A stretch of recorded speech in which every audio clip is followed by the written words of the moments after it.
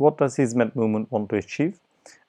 This is a question from a journalist, European-based journalist. She didn't want to give her name, but I find it quite simple in the terms that I have discussed, but I'll try to answer as best as I can. First of all, when I talk about Hizmet Movement, I'm not talking about necessarily the movement practically there is. I'm talking about the philosophy of the movement. And the basic philosophy of the movement, as it is described by Fethullah Gülen or previously Said Nursi, is to be good Muslims or good human beings. And to do that, you have to perfect yourself to become a perfect human being, or as it is called, insan-ı kamil.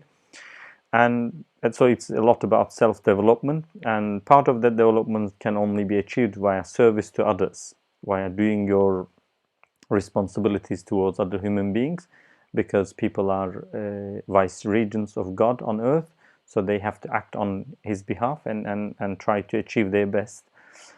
So for that reason, Nursi, Gülen and other scholars have actually defined the biggest problems of humanity or the communities that they lived in, and try to cope with them, and with that contribution to society, try to become better people. And those problems are often identified as ignorance, poverty and discrimination, and Gülen adds some to it, like tyranny and consumerism or luxurism, however you take it.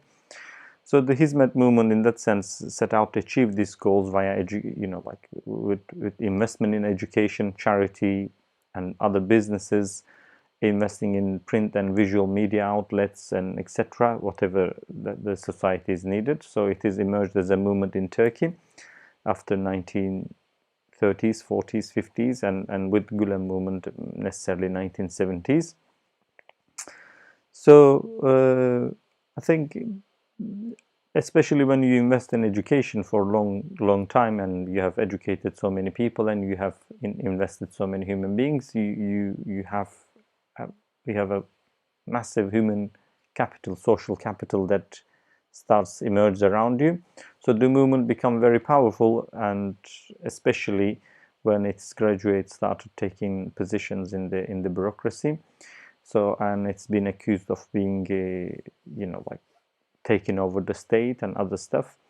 But before that, it was all about expanding their service to student welfare, doing retreats, opening schools and media facilities and social projects, and later in 19s expanding abroad and reaching out to Central Asian countries, which just after the Soviet Union collapsed. But especially after AK Party came into power in 2002, the movement find its ideas being practiced by AK Party, pro-European Union, pro-democracy, pro-Western policies. So they have invested a lot in the success of AK Party in terms of human resources and other propaganda outlets. But eventually, that collaboration didn't last very long. After the second term of AK Party, when AK Party came into power a third time, Justice and Development Party in Turkey, when they come to power in third time, they started chasing other policies which are very popular in the public domain, but not necessarily, let's say, democratic or in a way feasible that can be supported. So the tensions start growing, and eventually, when the corruption cases came about in 17th of December 2014, I guess, the movement had to distance itself from AK Party, which meant a lot of tension. So since then, of course, the movement has been accused of trying to take down the government, or even try to overthrow the government with a coup. But I think that's very much inner politics of Turkey, where it's not necessarily proven in any way. So the movement at this point, what it is, the whole reason I come to all this point is to try to achieve, to try to give the background that what does Hizmet Movement want to achieve, because this was what Hizmet Movement wanted to achieve, and then where they find themselves with, especially in relation to the government in Turkey for 10-15 years. Now with the coup attempt that happened in Turkey and the purge of the movement after aftermath of the coup attempt has changed the movement structure a lot. So at the moment, the movement is in, we can say it's in a confused situation. It's in an identity crisis.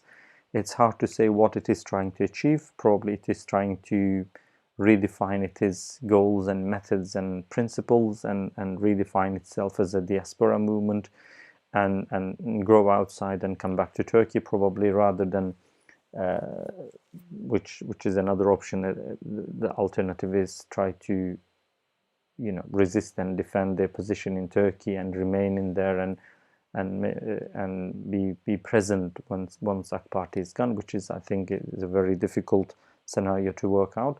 So at the moment, it's hard to say what it is trying to achieve, but it's trying to achieve to end the confusion and this identity crisis, redefine itself, redefine its goal, whether it is there to solve some humanitarian problems, to become better people, hence open up for the wider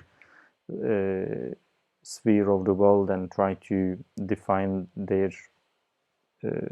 problem-solving area again, or whether it is going to be a Turkey-oriented Turkish movement. It's not very clear, to be honest. So this is my short answer